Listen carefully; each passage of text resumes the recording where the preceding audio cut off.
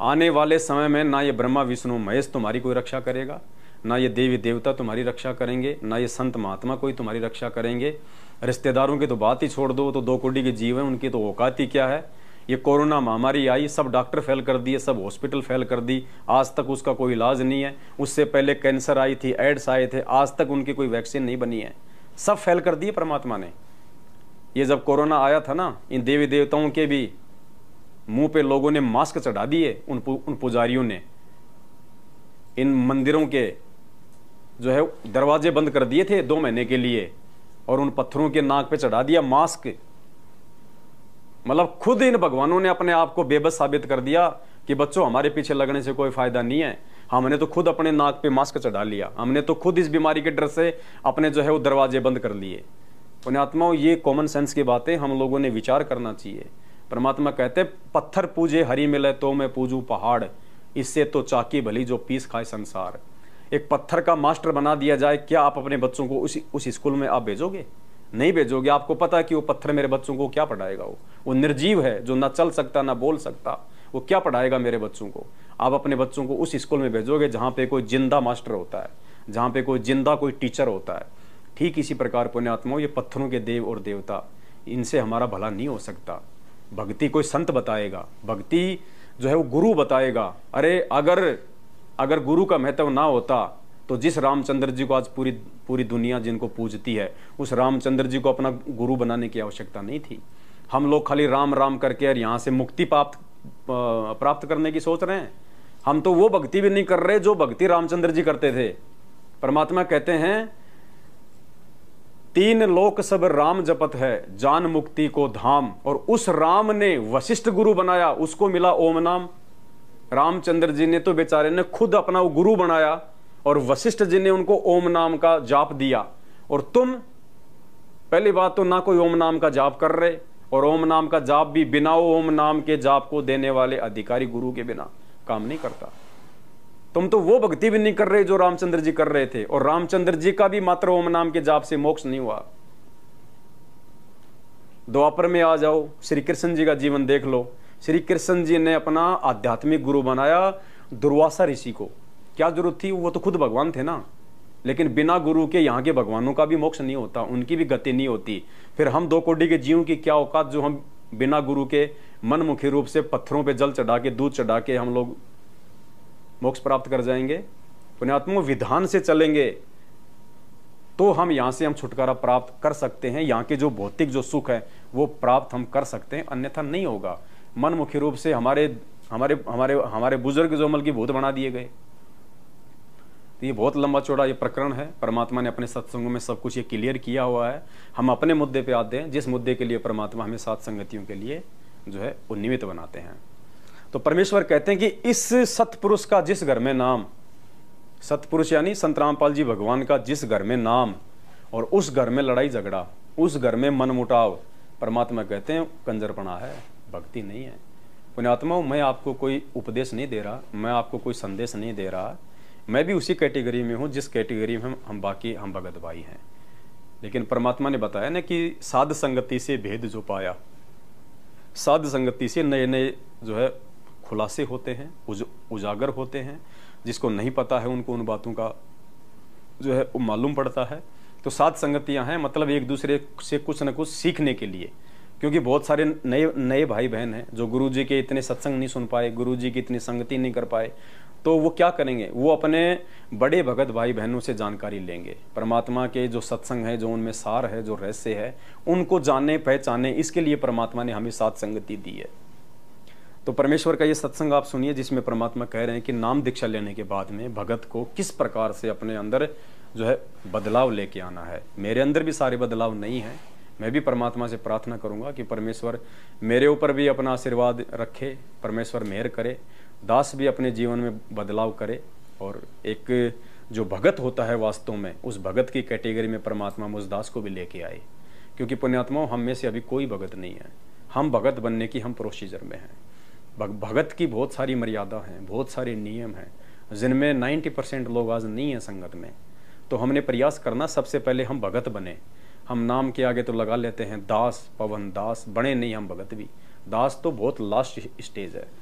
दास तो फिर वो कहलाता है, परमात्मा सत्संग में कहते हैं कि एक राजा एक दास खरीद के ले आया, और जब वो दास को अपने घर पे ले आया खरीद के उस गुलाम को, तो जब उसने राजा ने कहा कि भाई तेरा नाम क्या है, तो उस दास ने कहा कि जी दास का कोई नाम नहीं होता है, जिस नाम से आप पुकारोगे वही मेरा नाम है। और आज क्या है, यहाँ डायरेक्ट अगर कोई किसी का नाम ले दे, जैसे कोई कह दे कि ए पवन, तो अंदर ऐसी आग लगती है कि ना इसने मेरे नाम के आगे जी लगाया, ना भगत लगाया, ना दास लगाया, बोलेगा नहीं लेकिन अंदर आग उठ जाती है कि डायरेक्ट कैसे बोल दिया मेरे को पवन। तो हम दास कहाँ हैं, हम गुलाम कहाँ हैं? तो उसने कहा कि जी दास का कोई नाम नहीं होता, जिस नाम से आप पुकारोगे वही मेरा नाम है। बोला भाई तू क्या खाएगा? बोले जी दास की कोई इच्छा नहीं होती है, जो आप दे दोगे टुकड़े वही मेरे लिए भोजन है। बोला भाई तू काम क्या करेगा? बोले जी जो आप कहोगे मैं वही काम करूंगा, मेरी अपनी कोई इच्छा नहीं होती।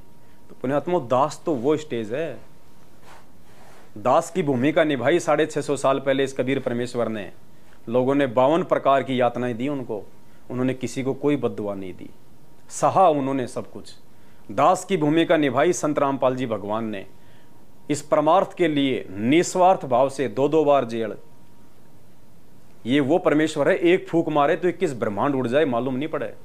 कहते हैं साहिब से सब होत है, बंदे से कुछ नहीं, वो राई से पर्वत कर दे फिर पर्वत से राई।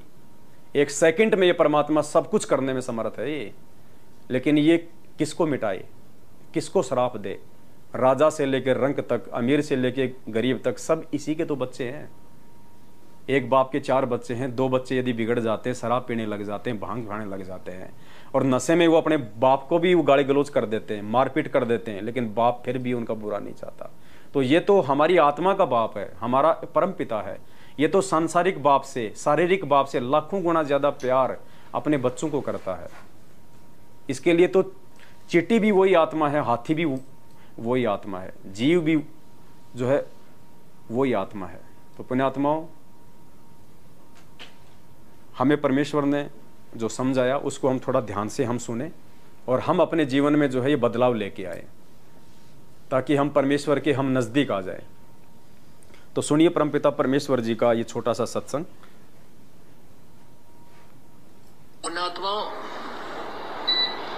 उपदेश लेने के बाद हमारे हर व्यवहार में परिवर्तन होना चाहिए, तभी हम भक्त है। हम नाम भगत का रावण काम जगत पे बुंडे करें तो क्या है कि भगत भी लड़ाई झगड़ा छोटी छोटी बातों पर खेल चाहता है, नहीं थोड़ा हानि लाभ हो जाए फिर वो कंजरपना, फिर क्या फायदा इस भक्ति का? फिर विश्वास कहाँ आपको भगवान के ऊपर जो परमात्मा करता है। अब जो भी ऑपरेशन होगा मालिक करेगा, आपकी हानि है तो भी हित, और हित तो हित है ही है, आप इतना विश्वास रखना। शॉर्ट शब्दों में परमात्मा ने सारी बातें खोल के रख दी। छोटी मोटी लाभ हानि हो जाती है, घर में भगत है, भक्तमती है, छोटा मोटा कोई नुकसान हो जाता है, भगत को 5 दिन मार्केट में काम नहीं मिला, 5 दिन वो घर बैठ जाता है, तो छठे दिन वो उसके चिमटे मारने लग जाती है, तू कुछ करता नहीं है, तू कुछ उधरता नहीं है। अरे भाई अब वो भगत है, वो मर्यादा में है, तो उसका अच्छा बुरा, उसका कामकाज व्यापार धंधा लाभ हानि परमात्मा के हाथ में है।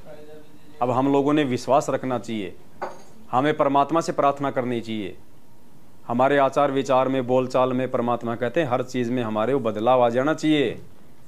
हमने अपने पूज्य गुरुदेव भगवान को देख के चलना है। पुण्यात्माओं, दास ने पहले भी कहा था, और परमात्मा भी अपने सत्संगों में बार बार संकेत करते हैं कि भक्ति मार्ग पे यदि एक भगत ने सफल होना है, तो भगत ने ना तो भक्तों को देख के चलना है, भगत ने ना जगत को देख के चलना है, ना किसी आडंबर को देख के चलना है। भगत ने यदि भक्ति मार्ग पे सफल होना है तो अपने गुरुदेव के जीवन को देख के चलना है, क्योंकि वो गुरु भी एक भगत की भूमिका करता है, और भगत बन के वो दिखाता है कि भगत के क्या लक्षण होते हैं, भगत को कौन से शुभ कर्म करने चाहिए, कौन से अशुभ कुकर्मों से उसको दूर रहना चाहिए, भगत का अपने गुरु के प्रति क्या भाव होना चाहिए, अपने भगत भाई बहनों के प्रति क्या उसका व्यवहार होनी चाहिए, क्या उसकी समाज में मान मर्यादा होनी चाहिए।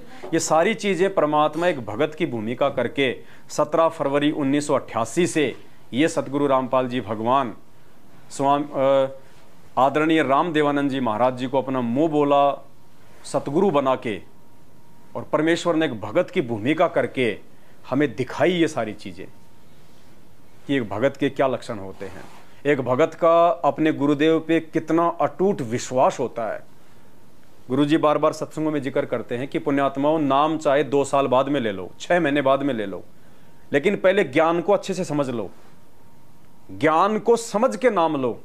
अगर नाम दीक्षा लेने के बाद में तुम्हारा अपने गुरु के ऊपर अविश्वास हो गया, किसी भी सिरफिरे के द्वारा तुम्हारे मन में शंका पैदा कर दी तुम्हारे गुरु के प्रति और तुमने मान लिया, या तुम्हारे अंदर भी आ गई वो बात कि हाँ ऐसा हो सकता है, उसी दिन तुम्हारी सारी बने बनाई भक्ति का सत्यानाश हो जाता है। तो परमात्मा ने वो भूमिका भी दिखाई करके परमेश्वर ने बताया। एक हरियाणा का रामेश्वर भगत जी थे, चिड़ी गांव के रामेश्वर भगत जी। वो सतगुरु जी से पहले ही दादा गुरु जी से नामोपदेशी हो चुके थे। सतगुरुदेव जी ने लीलामय तरीके से रामेश्वर जी को निमित्त बनाया गुरु शिष्य परंपरा में जाने के लिए। तो राम स्वरूप ने सतगुरुदेव जी को बताया। उस समय गुरु जी जेई की नौकरी करते थे, सिंचाई विभाग में जूनियर इंजीनियर थे हमारे पूज्य गुरुदेव।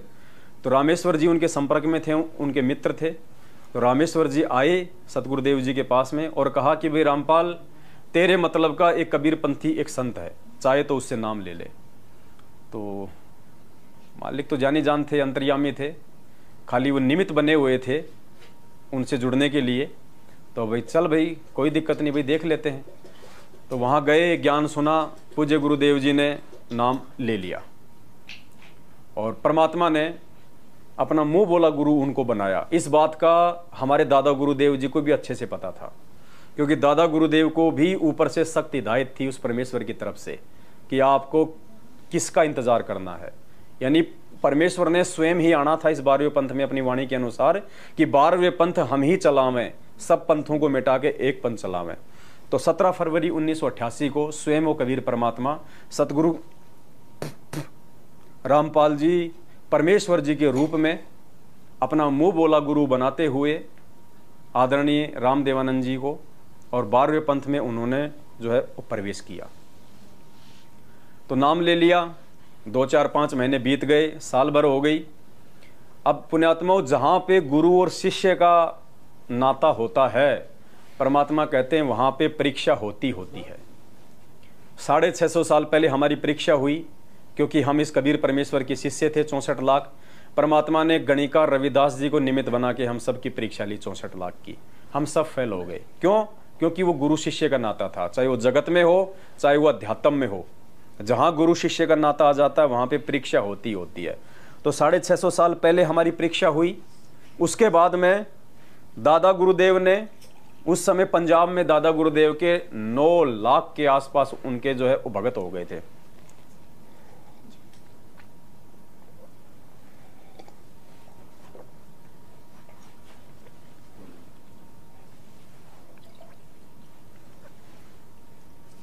हमारे दादा गुरुदेव के पंजाब में 9 लाख के आसपास शिष्य हो गए थे। तो परीक्षा तो दादा गुरुदेव ने भी लेनी थी परमेश्वर के आदेश, और उन्होंने परीक्षा ली। क्या परीक्षा ली? दादा गुरुदेव ने की उम्र लगभग 104 साल के आसपास हो गई थी, और दादा गुरुदेव ने लीला क्या ली? बीमारी का बहाना बनाया। अपने आप को परमेश्वर ने बीमार किया, अस्वस्थ किया, लूज मोशन हो गए, दस्त लगा लिए, दस्त। और दस्त भी कैसे? 3 महीने हो गए, रुकने का नाम ही नहीं ले रहे। दिन में 4-4, 5-5 बार बाथरूम जावें, लेटरिन जावें। अभी जाके आ गए, हाँ भाई हाथ धुला दिए। 2 मिनट बाद में फिर बाथरूम में चले गए, हाथ धोओ भाई, हाथ धुआ दिए। 2 मिनट बैठे, अरे भाई हाथ धोओ, मेरे हाथ नहीं धुआए। अब भगत सोचे अभी तो धुलाए थे, क्या हो गया गुरुजी को? और यार ये क्या बीमारी हो गई? संगत में खुसर पुसर शुरू हो गई। जैसे 650 साल पहले वो गणिका बहन जो अपने कुकर्मों को छोड़ के परमात्मा से नाम दीक्षा लेके भक्ति करने लग गई, लेकिन हम लोग फिर भी उसको वैश्या ही मान रहे थे कि भाई वैश्या आश्रम में आने लग गई है और ये अपने कुकर्मों से सबको बदनाम करेगी। तो खुसर पुसर शुरू हो गई थी। ऐसे ही दादा गुरुदेव की संगत में खुसर पुसर शुरू हो गई कि भाई अब बात जो है वो बिगड़ने वाली है, और अपने गुरु जी का तो थोड़ा बहुत समय बाकी है। भाई 4 दिन लग जाएं, 5 दिन लग जाएं, 3-3 महीने कोई 10 थोड़ी लगते हैं। और गुरु जी का तो भाई मानसिक संतुलन भी खराब हो चुका है। उनको तो याद ही नहीं रहता मैंने 2 मिनट पहले हाथ धोए थे, 2 मिनट पहले मैं फ्रेश होने गया था, खुसर पुसर शुरू हो गई। क्योंकि परमात्मा कहते हैं गुरु मानुष कर जानते वो नर कहिए अंध, होवे दुखी संसार में फिर आगे काल के फंदे। जो अपने गुरु को मानुष मानेगा, अपने जैसा मानेगा, परमात्मा कहते हैं वो इस जीते जी भी दुखी होगा और आगे चल के फिर वो काल के उसके वो फंदे पड़ेंगे, क्योंकि वो पार होगा नहीं, 84 लाख योनियों में आएगा गुरु को मानुष मानने वाला। अब रामेश्वर जी जो थे वो गुरु जी के पास गए एक दिन और गुरु जी से कहा भाई जेई, बोले हाँ भाई। बोले क्या विचार है? मतलब रामेश्वर जी के कहने का मतलब ये था कि कोई दूसरा गुरु बना ले, ये गुरु तो डगमग हो गया, ये तो मानसिक संतुलन खो दिया इसने तो, अपना पागल हो गया, बूढ़ा हो गया, पता नहीं कब इसकी टिकट कट जाए। तो गुरु जी ने कहा भाई क्या बात हुई? बोलो भाई देख ले संगत में जो चल रहा है। मतलब हमें परमात्मा पुण्यात्मा पाठ पढ़ा रहे हैं, ध्यान रखना गुरु के प्रति कितना विश्वास होना चाहिए अगर गुरु बनाया तो। या तो पहले परमात्मा कहते हैं ना पानी पियो छान के गुरु बनाओ जान के। गुरु बनाने से पहले अपनी तसल्ली कर लो, पहले अच्छे से हर प्रकार से शंका का समाधान कर लो। नाम लेने के बाद अपने गुरु में कोई मन में कोई विक्षेप नहीं आना चाहिए। अर्जुन सर्जुन में 650 साल पहले थोड़ा सा विक्षेप आया था, 250 साल तक परमात्मा ने उसी शरीर में रखा। अब देख लो आज जो 50-60 साल के हैं वो कितने दुखी है बुढ़ापे से। तो 250 साल अर्जुन सर्जुन ने कैसे निकाले होंगे बुढ़ापे में, वो सजा मिली उनको गुरु में दोष देखने की। तो गुरु जी ने कहा कि भाई क्या हो गया? बोले देख ले भाई आजकल ऐसा चल रहा है संगत में। तो उस समय तो ज्यादा उन्होंने जिक्र नहीं किया। 15-20 दिन बाद फिर मिले वो गुरु जी से। बोले भाई जेई मेरी बातों पे कुछ विचार किया कि नहीं किया? बोले भाई कौन सी बातें? अरे बोलो पता नहीं क्या संगत में क्या चल रहा है? बोले यार गुरु जी की उम्र भी ज्यादा हो गई, वैसे भी अब मानसिक संतुलन भी गुरु जी का बिगड़ गया है और कोई और देख लेते हैं कोई कबीर पंथ में। तो उस समय सतगुरु रामपाल जी भगवान ने उनको एक शिष्य की भूमिका में जो बात कही थी, परमात्मा ने कहा रे रामेश्वर, अरे रामेश्वर नालायक व्यक्ति, तेरे जीव में ये शब्द कहने से पहले कीड़े क्यों नहीं पड़ गए कि गुरुजी का मानसिक संतुलन खराब हो गया?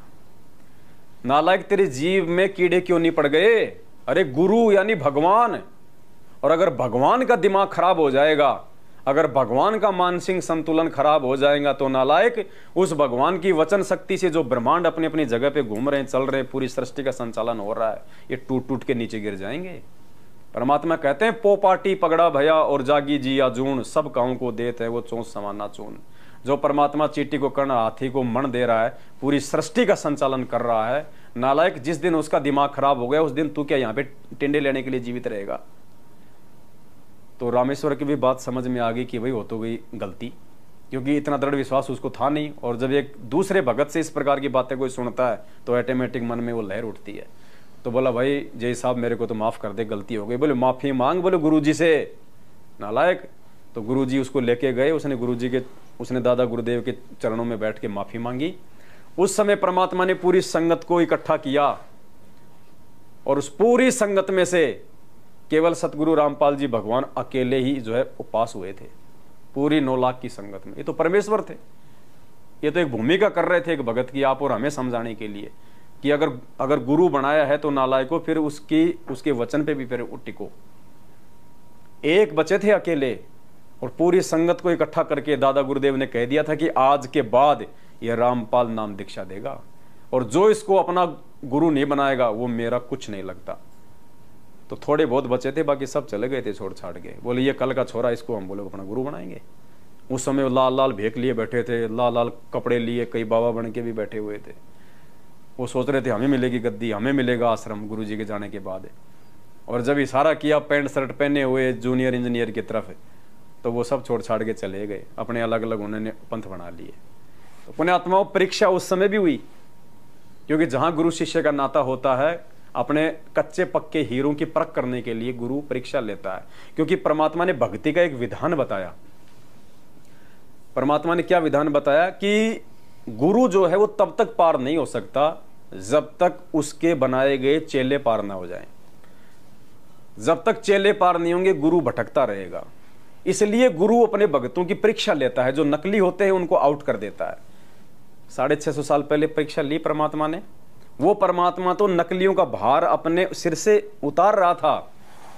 और आदरणीय गरीबदास जी महाराज जी ने फिर क्या कहा कि भड़वा भड़वा सब कोई कहे, यानी वो तो नकलियों का भार उतारने के लिए परीक्षा ले रहा था। उस बोतल के अंदर वो गंगा जल भर के वो शराब पीने की एक्टिंग कर रहा था कि देखो इनको मेरे पे विश्वास भी है या नहीं है, नालायकों को। मैं जिनको शराब छुड़ाने की शिक्षा दे रहा हूं, क्या ये मेरे अंदर वो दोष देखते हैं कि दुनिया को ऐसा उपदेश देने वाला क्या खुद शराब पिएगा? लेकिन सब ने दोष देख लिया परमात्मा में। तो गरीबदास जी ने कहा कि बड़वा बड़वा सब कोई कहे पर कोई न जाने खोज। वास्तविकता को कोई नहीं पकड़ रहा, सब उनको बड़वा बड़वा कह रहे हैं, उनके भगती। बड़वा बड़वा सब कोई कहे कोई न जाने खोज, दास गरीब कबीर करम यो बाटे सिर का बोझ। परमात्मा तो नकलियों का भार उतार रहे थे कि जो नकली होगा, अज्ञानी होगा, वो दोष देख के अपने गुरु में ऑटोमेटिक दूर हो जाएगा, मेरे सिर से उनका भार उतरे। तो पुण्यात्माओं, ये जो 2014 जो बरवाला कांड था, ये लाखों की भीड़ में से उन नकली भक्तों का भार ये सतगुरु रामपाल जी भगवान अपने सिर से उतार रहा था। जैसे हम अपने बच्चे को स्कूल में भेजते हैं ना, 2-2 परीक्षा होती है साल में छांटने के लिए। ये परीक्षा इसीलिए होती है, जो नकली होगा, जो पढ़ाई पे ध्यान नहीं देता, वो फेल हो जाएगा, छट जाएगा। जो पास होगा वो आगे बढ़ता चला जाएगा। तो ये आध्यात्मिक जीवन हो चाहे सांसारिक जीवन हो, जहाँ गुरु शिष्य का नाता होता है वहाँ पे परीक्षा होती है। तो पुण्यात्माओं, हमारा सौभाग्य है कि परमेश्वर ने 2014 बरवाला कांड में परीक्षा ली, आज भी परीक्षा चल रही है।